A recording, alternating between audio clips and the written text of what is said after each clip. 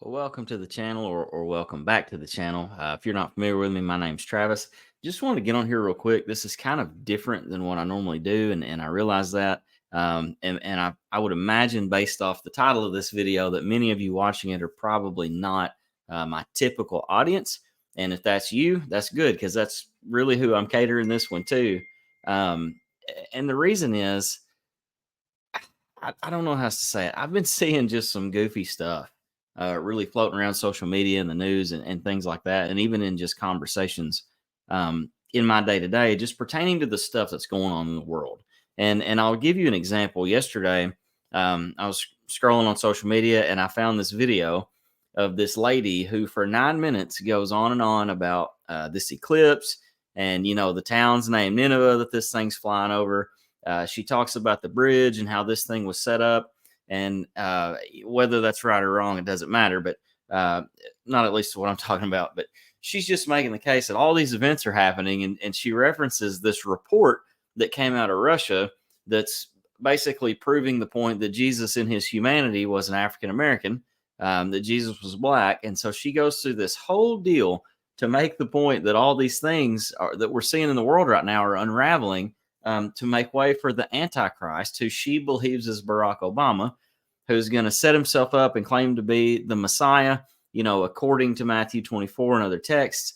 And then shortly after we see all this end of the world stuff happen, we're all going to get raptured out of here and beamed up to heaven, and God's going to destroy the whole earth. And listen, I realize that probably doesn't sound far-fetched. That's what as Americans, that's what we hear, right? That's what we've grown up being taught. Even if you're not a Christian, even if you're not in church, you've been taught that Armageddon's coming, right? Like the end of the world is in my near future, and we're going to see all this stuff. We're going to see the Great Tribulation, the Mark of the Beast, the Rapture, so on and so forth, the Antichrist. And listen, I want to make this video to say one thing, and that is simply this. You don't have to be afraid, okay? Because that's the point of all the things you're hearing. It's fear, fear, fear, fear, fear. Listen, you don't have to be afraid of that. And I'll tell you why. Because there are other views in eschatology than that one. Or maybe those, we should say, because there's a camp that those are coming from called premillennialism. Whatever flavor of premillennialism you want to choose, that's where those doctrines primarily are found, not only, but primarily found. And listen, there is a whole other world of eschatology over here. Eschatology is the study of the end times, okay?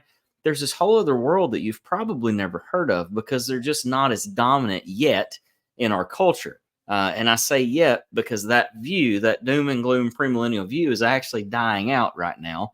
That is happening at the top, so to speak, and it's going to trickle its way down, but we're not there yet. But listen, I just want to encourage you, if you've never studied this topic, it's a blast. It's a rabbit hole, I'll give you that. And there are so many different tangents you can get on and holes to go down. But listen, there are some great resources to study this out. And I've got a stack here beside me.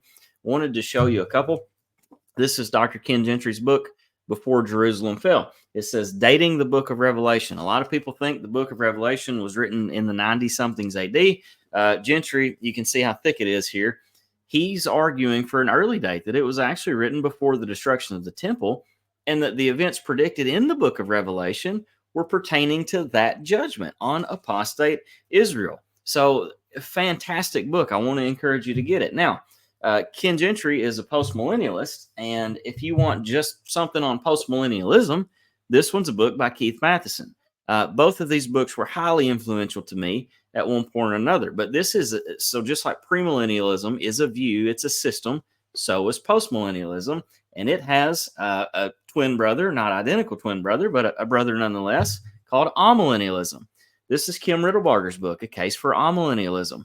Read these books. They're great books. They're going to teach you about these different views, the different ways that you can understand these end of the world texts, right? Or maybe you don't want something that academic, that bulky, that hard to read. Look how little this book is. Okay, this is called End Times Explained: Understanding the Different Views by my friends Pete and Rachel Rue. And the forward's by Kirk Cameron. I'm sure you've heard of Kirk Cameron. But this book, what the Rues do is they go through the dominant views. It's just a 10,000-foot overview, but they're telling you what all the eschatological camps believe. So you could check that one out. Now, If you want some steroid reading, this one's called Days of Vengeance by David Chilton. This one's actually a commentary on the book of Revelation. And David Chilton, in my opinion, was a genius. Do I agree with everything he wrote? No, I don't. I don't agree with everything any of these people wrote. And that's okay. We don't have to, right? But just because I don't agree with anything certainly doesn't make that view right or wrong. And just because I don't agree with everything doesn't mean it's not worth reading. It doesn't mean that it won't be fruitful to you to explore these other views. Now, if you want what is, in my opinion, probably the most comprehensive book on the subject of eschatology, I don't want to say in print, but at least that I've read, and I've read a lot of them, is by my friend Mike Sullivan, and it's actually called Armageddon Deception. And you say, is that Donald Trump with a puzzle piece on his forehead?